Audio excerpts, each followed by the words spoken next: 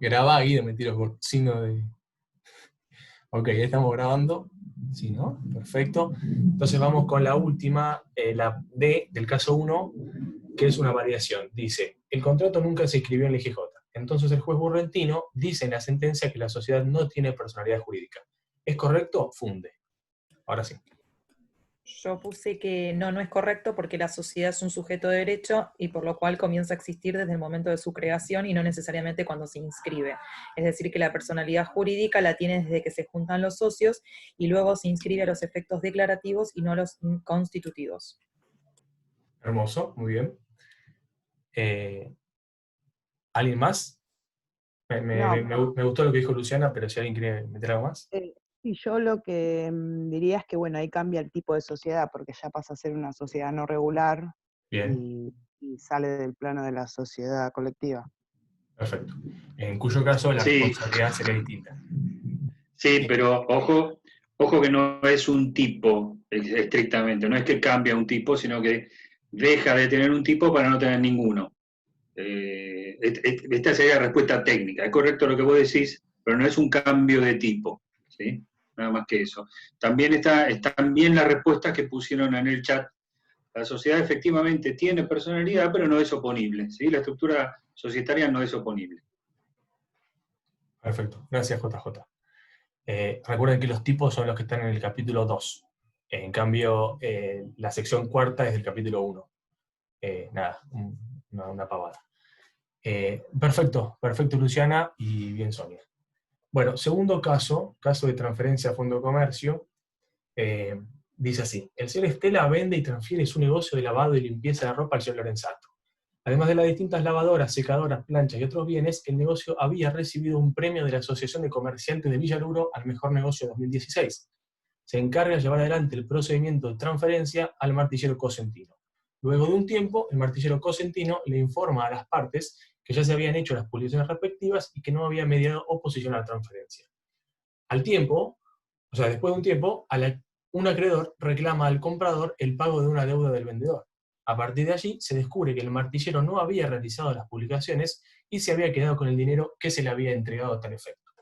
A su vez, el comprador se da cuenta de que el vendedor no le había entregado el premio que le había sido otorgado al negocio y se lo reclama al vendedor. Pregunta 1. ¿A quién puede reclamar el tercero el pago de su crédito? Funde.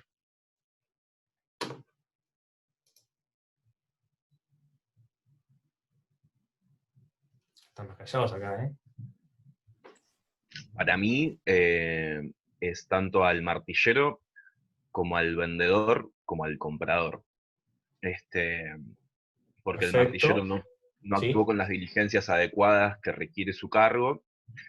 El vendedor no suscribió los créditos que debería suscribir en el acto constitutivo. Y el comprador no sé si pasa por una cuestión de diligencias, eso no me termina de quedar claro. Sí, a ver, perfecto, Valentín. El objetivo de la ley de transferencia de fondo de comercio y de las publicaciones que vemos tanto en esta ley como las vamos a ver en el cuatrimestre que viene en sociedades con transformación, fusión, escisión, el objetivo de las publicaciones es la defensa de los terceros. Entonces, en este caso, lo importante es defender y mantener indemnes a los acreedores, a los terceros. Con lo cual, la ley contempla en el artículo 11 que el acreedor va a poder reclamar el pago a todos, al martillero, al vendedor, al comprador, y todos van a ser al escribano si participa un escribano, que en este caso vemos que no, pero le va a poder reclamar a todos, y todos van a ser solidariamente responsables. En este caso puntual, queda muy claro que quien obró de mala fe es el martillero, con lo cual el que va a terminar respondiendo va a ser el martillero. Pero lo importante acá es defender a los terceros, a los acreedores, con lo cual el acreedor va a poder demandar a todos. Al igual que habíamos visto en el caso anterior, el acreedor va a ir contra todos, contra Estela, contra Cosentino y contra Lorenzato. Después entre ellos se van a repetir y seguramente, si el juez es razonable, va a terminar declarando que el martillero va a ser el que tiene que responder. ¿Sí? Cami, bien. La situación del comprador. Claro, sí, seguramente tanto el comprador como el vendedor van a poder oponer defensas y van a decir, che, mirá, no, obviamente debería tener las pruebas de, no sé, una transferencia, o que le dieron la plata al martillero y que el tipo no lo publicó, o que el tipo no obró con la debida diligencia, o lo que fuera. Sí, tendrá defensas. Y el que va a responder va a ser el martillero, obviamente. Pero acá lo importante para esta pregunta, concretamente, no me pongan todo este cuento. Díganme, ¿contra quién puede reclamar? Contra los tres: Cosentino, Estela, Lorenzato. ¿Por qué? Artículo 11, todos son responsables solidarios, chao. Perdón, Bien. yo tengo una duda. Sí, En el manual de Vito lo dice en una parte que los créditos y las deudas, como no aparecen en la ley, la doctrina y la jurisprudencia no los consideran como parte de lo que se transfiere al transferir el Fondo de Comercio. Y eso a mí me generó correcto. como mucha confusión, porque Es en este caso es una deuda. Es correcto, sí. Es O sea una que deuda. para que él pudiera reclamar tendrían que haber pactado expresamente que se transferían las deudas, No, espera. ¿no? La deuda está, o sea, la posibilidad esta de efectuar este reclamo o esta oposición por parte de los terceros acreedores es porque están modificando la situación previa, digamos, con lo cual el tipo podría decir: no, pará, yo no estoy de acuerdo con esta transferencia. Antes quiero que me paguen a mí lo que me deben. Es cierto que los créditos y las deudas no se transfieren, no forman parte del Fondo de Comercio. Con lo cual, si los acreedores, bueno, pero no me quiero adelantar porque esto se responde después, pero digo, si los acreedores no iniciaran esta oposición y la transferencia se efectuara perfectamente, quien continuará siendo deudor de ese acreedor va a ser el vendedor, el enajenante, ¿sí? Sí. ¿Queda claro o no me Sí, expliqué sí, bien? eso es lo que yo había puesto, que él tiene que ir contra el vendedor porque es su deudor original. No termino de entender por qué puede ir también contra el vendedor y contra el martillero si el crédito no sabemos si lo transfirió o no. Esa es la parte que no me queda claro. Porque hay que garantizar el crédito a los acreedores, ¿sí? Es un tercero que puede verse perjudicado por esta transferencia y tiene esta posibilidad, tiene no quiero decir maniobra porque es un término, pero tiene esta facultad de interponer esta oposición y requerir el pago, que en las preguntas siguientes lo vamos a ver. Ese es el motivo por el cual puede demandar a todos. Ok, ¿Se entiende? gracias. JJ, Sí, si sí. quieres ampliar algo para que quede más claro. Yo quiero decir algo, sí. Miren,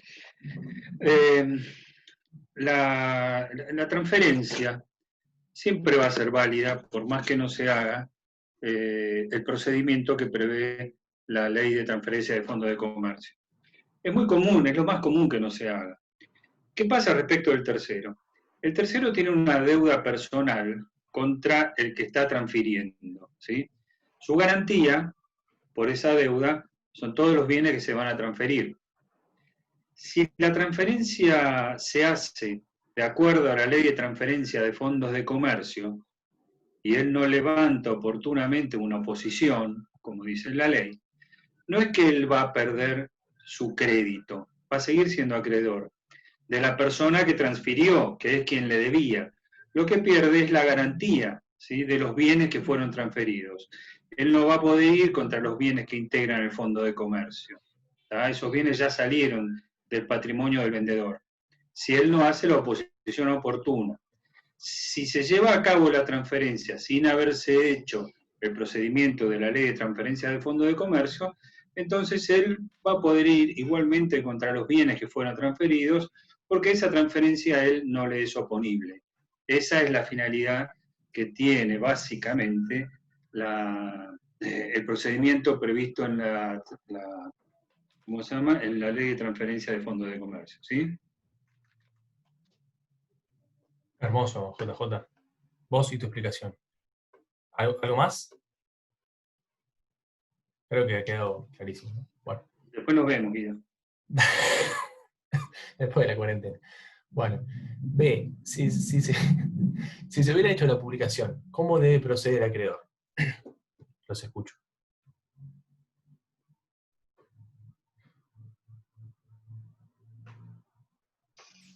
Debe oponerse en el transcurso de los 10 días hábiles de la publicación para reclamar que el fondo que se está haciendo no está incluyendo el pago de su crédito. Perfecto. ¿Y algo más? No, Estebas. Bueno, está bien. Sí, sintéticamente es eso. El acreedor que se ve afectado por esta transferencia, obviamente si se hubiera hecho la publicación, va a tener 10 días contados desde el último día en el cual se publicó el boletín oficial, digamos, 10 días desde la última publicación, y va a tener que notificar al comprador y al martillero, y va a tener que decir, che, mirá, yo quiero que me paguen este crédito. Y va a tener que, obviamente, justificar y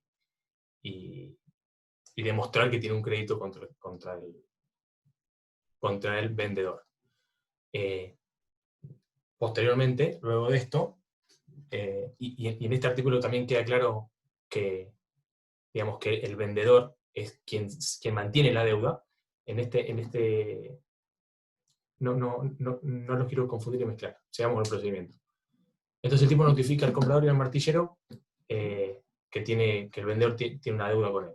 Lo que se hace posteriormente es, una vez que recibe la notificación, el comprador o el martillero o el escribano, quien participe, se retiene el monto ese y habrá que hacer un depósito en un banco correspondiente. Y ese depósito hay que mantenerlo ahí, en esa cuenta, durante 20 días, para que durante ese plazo el acreedor interponga la medida cautelar del embargo y se quede con ese dinero. Posteriormente, si se cumple todo este procedimiento, el vendedor va a recibir el monto que acordó con el comprador menos esta deuda, ¿sí? Menos el monto de esta deuda. Con lo cual queda claro que quien continúa siendo deudor en esa relación, que continúa siendo deudor de ese crédito, es el vendedor. ¿Sí? ¿Se entendió? Ya me mezclé ahí, pero creo que está claro. Si tienen alguna duda, me dicen. Si el acreedor no va en esos 20 días, o sea, si el acreedor no mete el embargo en esos 20 días, se embroma. Ahí el comprador, digamos, retira el dinero que había puesto en esa cuenta y sigue como si nada. Y obviamente, ojo, el acreedor va a seguir teniendo ese crédito contra el deudor. Pero bueno, ahí en ese caso el procedimiento que contempla la ley, exacto, lo que había dicho JJ antes, no pierde el crédito sino la garantía. Va a seguir siendo acreedor del deudor, que es el vendedor, pero va a haber perdido la posibilidad de utilizar esta operación o este procedimiento. ¿Sí? Sí, lo repetimos una vez más, no hay problema. Entonces, dijimos, vámonos, si se hubiera hecho la publicación, ¿cómo debe proceder el acreedor? El acreedor lo que va a tener que hacer es notificar al comprador o al martillero o al escribano o a quien fuera que tiene un crédito. Va a tener 10 días contados desde la última publicación del boletín oficial. En esos 10 días tiene que notificar al comprador o al martillero o al escribano que tiene un crédito contra el vendedor. Una vez que estos tipos reciben esa notificación y comprueban fehacientemente que es cierto el crédito, van a tener que retener ese monto y van a tener que depositarlo en una cuenta en un banco determinado durante 20 días, a los fines de que durante ese plazo el acreedor, el tercero, pueda interponer una medida cautelar, un embargo, y pueda tomar ese dinero, que es de él, digamos, porque es su crédito. ¿Sí? A ver quién había preguntado. Lucía. ¿Se entendió, Lucía?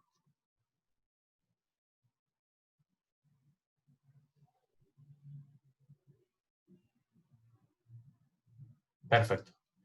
Está buena esta aclaración, esto que pregunta Sonia y que aclara JJ, que los acreedores tienen que ser por mercaderías o tienen que estar, digamos, relacionados con el giro comercial del vendedor. Porque los acreedores personales no tuvieron en miras la garantía que forma parte de la garantía que es el Fondo de Comercio. ¿Sí? Ese monto se descuenta en el monto de la transferencia, ¿no? Correcto. Supongamos que JJ es el comprador y yo soy el vendedor. Y acordamos por 100. Ok, fenómeno. Yo le tengo que pagar 100 a JJ. publicamos y aparece Camila y dice, no, para mí JJ me debe 20. Yo chequeo lo que sea, la factura o lo que sea, digo, es verdad, JJ le debe a Camila 20. Meto esos 20 en esta cuenta, Camila mete el embargo, se lleva esos 20 y a JJ le llegan los 80. ¿Sí? Muy simplificado, muy sencillamente así. Bueno, calculo que quedó claro. Si no, me dicen. Vamos a la pregunta número 3. Si se hubiera hecho un procedimiento regular, ¿el acreedor que no formuló cuestionamiento oportuno pierde su derecho al reclamo? Funde. Esto lo hablamos un poquito recién, los escucho.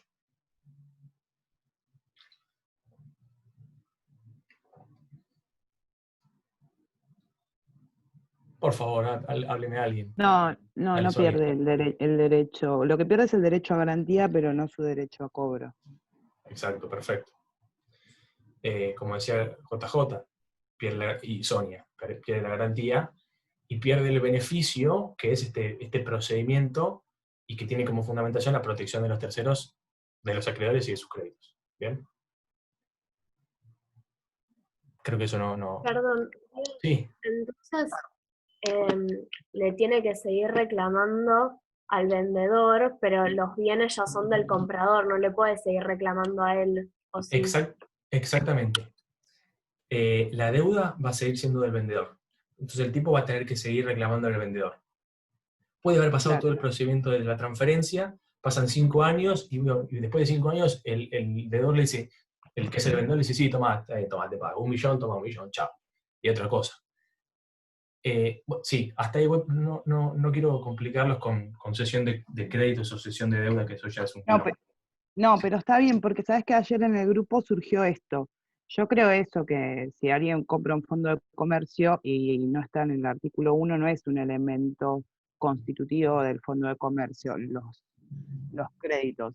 Porque Correcto, algunos por ahí se confundieron con que tenía que estar en la nota o no tenía que estar en la nota, pero creo que es esto, de la protección al acreedor, y no tiene que ver con que después vos le vas a reclamar al adquirente de ese fondo de comercio.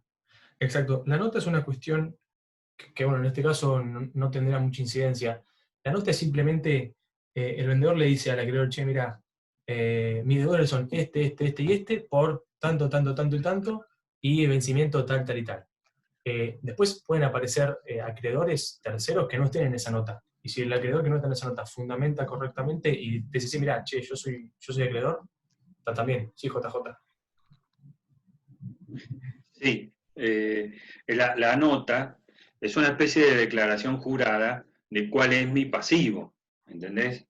Porque si después saltan, en la época en que hay que hacer oposiciones, saltan muchos acreedores que superan notablemente el valor, entonces la operación puede rescindirse o el comprador puede iniciar una demanda de daños y perjuicios contra el vendedor, ¿me entendés? Por haber ocultado pasivos. ¿tá? Entonces la nota es una especie de declaración jurada en donde el vendedor dice, bueno, estos son mi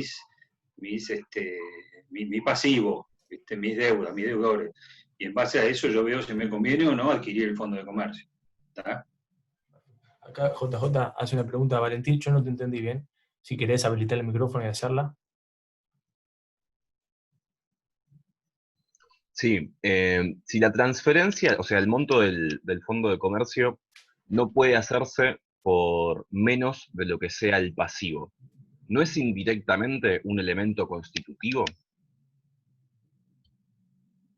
Yo no te entiendo bien a lo que vas. No sé, JJ, quizás. No mucho tampoco, a ver.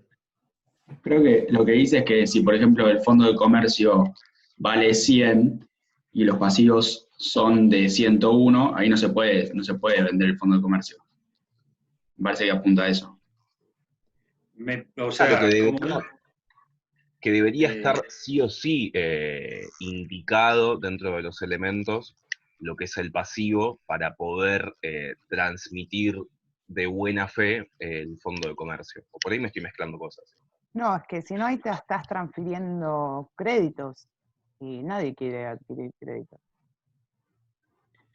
No, a ver, créditos y deudas no forman parte de los elementos que conforman un fondo de comercio. Eso es una cuestión que la tienen que evaluar las partes al momento de comprar el fondo de comercio. ¿Sí? Que el fondo de comercio tenga un pasivo muy importante, no es algo que necesariamente haga que el vendedor no lo compre, que el comprador no lo compre, porque el comprador puede comprar un fondo de comercio por distintos motivos, pero porque puede pensar que puede hacerlo redituar de una manera distinta, porque puede pensar que ese fondo de comercio puede integrarlo a otra empresa más grande, como una sucursal, ponerle así. Entonces, no necesariamente es una cosa que deba integrar el fondo de comercio.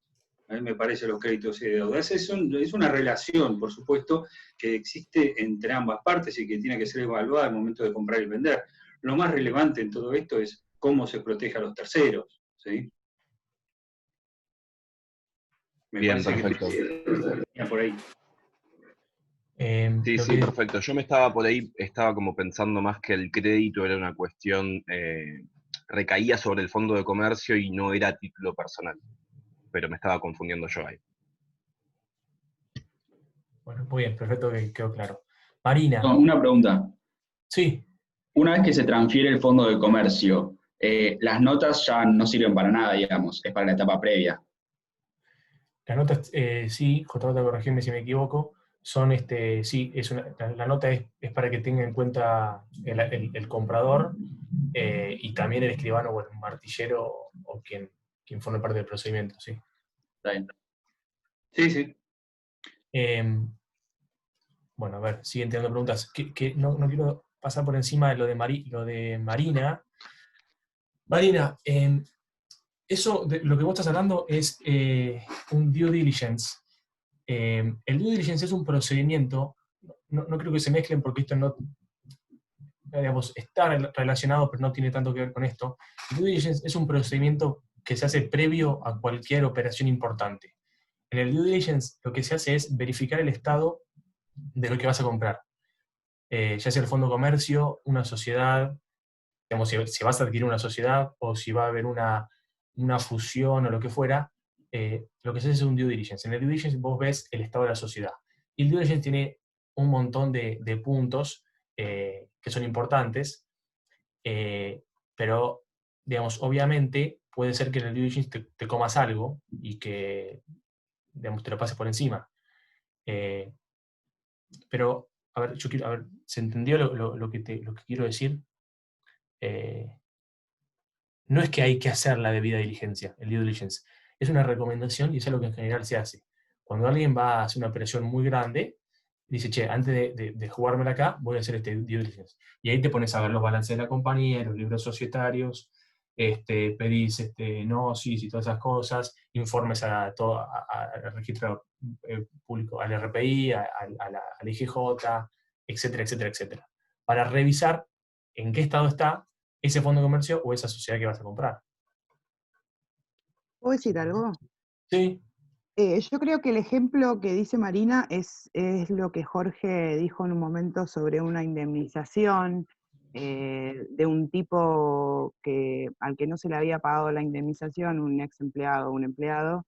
Sí. Y entonces, como no se hizo la debida diligencia, después el adquirente se compró un quilombo. Básicamente dijo eso. Exacto. Pero no tenía que ver mucho con ser un acreedor, sino que las relaciones laborales van por otro lado, ¿no? O me mareo ahí. A ver, lo importante es que el due diligence no es un... perdón, me llegó un mail, nada que ver. El due diligence no es una obligación, sino que es una facultad, una posibilidad o algo que debería hacer el comprador en una operación de este calibre. Me acuerdo del ejemplo de Jorge y es cierto. Y ese ejemplo te demuestra por qué es importante hacer un due diligence y por qué es fundamental ver el estado de lo que estás comprando antes de comprarlo. ¿Sí? Sí, yo quiero agregar una cosita. Cualquier transferencia societaria, de patrimonios grandes, requiere de un due diligence, por eso se llama debida diligencia, ¿no es cierto?, que asegura un poco a ambas partes, tanto el comprador como el vendedor. Lo que pasa es que la ley de transferencia de fondos de comercio se usa para pequeñas empresas y para negocios, empresas individuales más que nada. Las transferencias societarias no se hacen mediante la ley de transferencia de fondos de comercio en general, ¿sí?, sino que lo que se hace es comprar paquetes accionarios. El que compra el paquete accionario mayoritario es el dueño de la sociedad, y el tipo no quiere comprarse un quilombo, entonces se hace ese due diligence. En el marco de la transferencia de fondos de comercio, lo que sería este due diligence es cuando el comprador va a ver los libros, ¿no es cierto?, recibe esa nota del vendedor, y también va a ver los libros y cómo está su contabilidad y cuáles son sus créditos y deudas.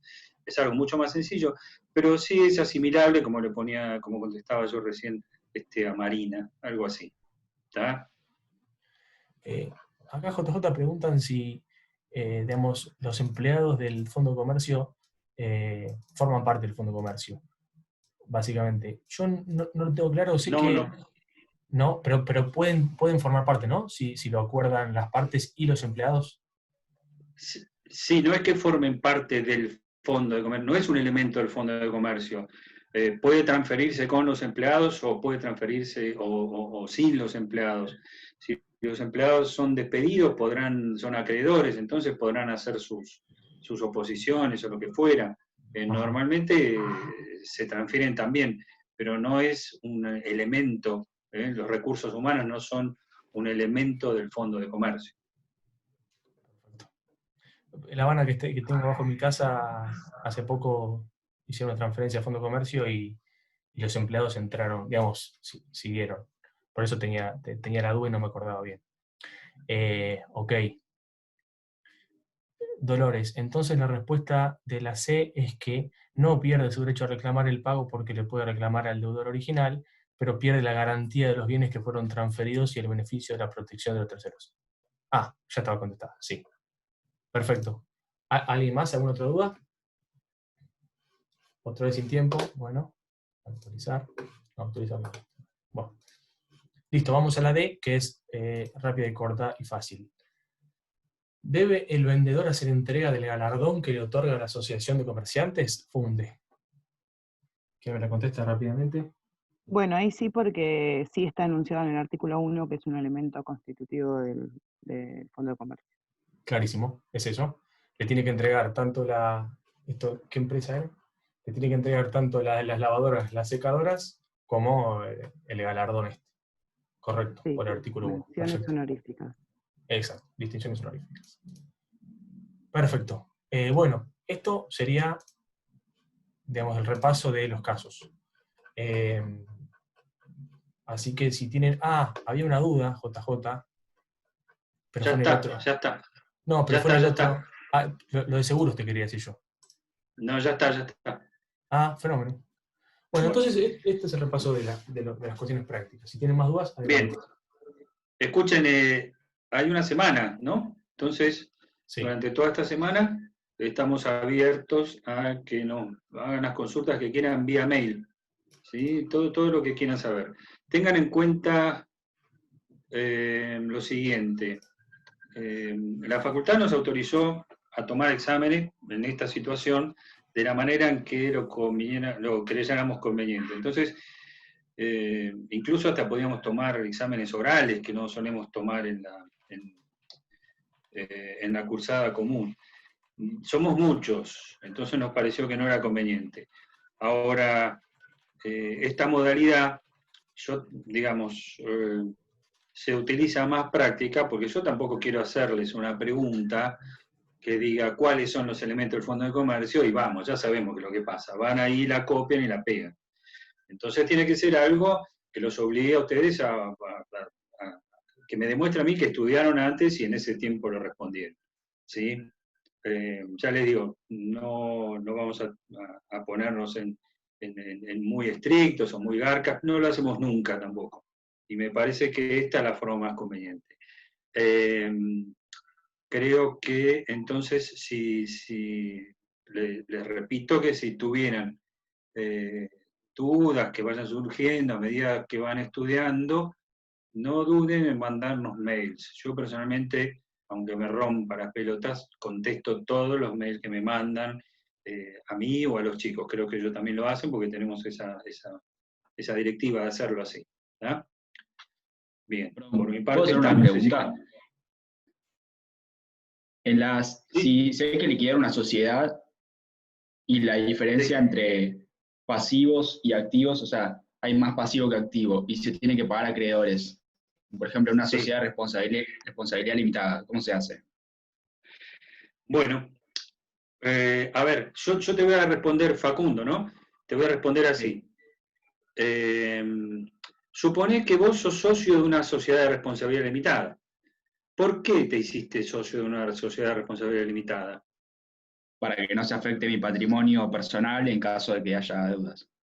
De 10. Entonces, cuando se liquide la sociedad y haya más pasivo que activo, ¿a vos qué te parece? ¿Que vas a tener que poner más plata o no? Y en teoría no. Exactamente. ¿Por qué? Porque vos contrataste este negocio, digamos, y a su vez los terceros que contrataron saben que están contratando con una SRL. Distinto sería una sociedad colectiva. Nosotros no estudiamos en profundidad acá la materia sociedades, porque lo vamos a ver en sociedades. Es más, a mí me parece que toda esta materia, elementos de derecho comercial, tendría que ser una materia bimestral con algunas cosas nomás, porque después la mayoría de las cosas las van a ver. Contratos, concursos, sociedades, seguro, qué sé yo. Pero bueno, cuando veamos sociedades vas a ver que cuando se liquida la sociedad, el liquidador tiene que pedirle a los socios contribuciones de acuerdo al tipo societario, sea más pasivo que activo. ¿Sí? Entonces yo contraté una SRL, mientras estamos del lado de la licitud. ¿Sí? Cuando se ha utilizado la sociedad ilícitamente, ese es otro tema, la inoponibilidad de la persona jurídica, la nulidad o lo que venga, ahí sí que hay que poner plata. Pero mientras estamos del lado de la ilicitud, este es el negocio, hasta acá yo me obligué. ¿Sí? Las excepciones las vamos a ver cuando veamos sociedades en la próxima. Perfecto, gracias. Las sociedades, no, por nada. Sonia pregunta a las sociedades del 299, si se vieron. No son un tipo especial las sociedades del 299, sino que aquellas sociedades de los tipos que ya hemos visto, colectivas, SRL, anónimas, lo que fueran, pueden ingresar dentro del 299. ¿Qué es el 299? Son determinadas sociedades de estos tipos, ya les digo que ya hemos visto, en las que por la cantidad de capital que los socios han aportado, es decir, si tienen un capital social muy fuerte, por arriba de un X número que no me acuerdo, pero creo que eran 10 millones, o porque tienen un objeto que hace al interés público, por ejemplo, de ahorro público, ¿sí? Las sociedades de ahorro y préstamo para la vivienda, las sociedades de transporte, en donde el Estado tiene algún interés, hay un interés público, entonces esas sociedades, ¿sí?, tienen una fiscalización, tienen un control especial y tienen determinadas obligaciones en materia de estructura societaria por arriba del resto de las sociedades, nada más que eso. No son tipos especiales. Bueno, los acreedores de la SRL, si patrimonio no alcanza, no cobran. No cobran. Es una cuestión de riesgo de los negocios, ¿no es cierto? Vos decís, bueno, pero entonces en ese caso no cobran. Bueno, el acreedor tiene que haberse asegurado de haber visto cuál es el capital social. Un acreedor tiene que, además, un acreedor importante, tiene la obligación de pedir balances, por ejemplo, a ver cómo anda la sociedad, cuál es el plazo de duración de la sociedad. Estamos hablando de acreedores importantes, pero además hay otra cosa, vos decís no cobran, y la verdad que en la mayoría de las quiebras que tenemos hoy en los tribunales, los acreedores no cobran. Mirá. Yo tengo otra pregunta. No sé Dale. si hay algún compañero que la tenga antes que yo, pero es con SRL también, para seguir con el mismo tema. Porque vi que una cosa, bueno, es la suscripción y otra es la integración. Y se dice que se tiene que suscribir hasta un 25% en el aporte en el momento de la constitución de la sociedad, y que tenemos hasta 2 años para integrar el resto. ¿Qué pasa si llegan a los 2 años y no se terminó de integrar lo que se dijo que se iba a integrar? Bueno, mirá, estamos hablando de aporte en dinero, ¿sí? Porque el aporte en especie tiene que integrarse al 100% al momento de la suscripción. Cuando el aporte es en dinero puede hacerse un 25% al momento de suscribir el contrato y el resto a 2 años. Es lo más común que los socios no lo integren en ese plazo de 2 años. ¿Y qué es lo que pasa? Como principio no pasa nada. Lo que ocurre es que si después la sociedad se insolventa o no puede pagar sus deudas, entonces va a haber un crédito, digamos, de la sociedad contra los socios que tranquilamente va a poder ser ejecutado, ¿sí? Digamos, que los socios no hayan integrado el aporte no significa que no tengan que integrarlo frente a la insuficiencia de la sociedad, porque la sociedad, como persona que es acreedora de los socios, por ese aporte que tienen que integrar. Por el aporte, más los intereses, más los daños y perjuicios que corresponden, ¿sí?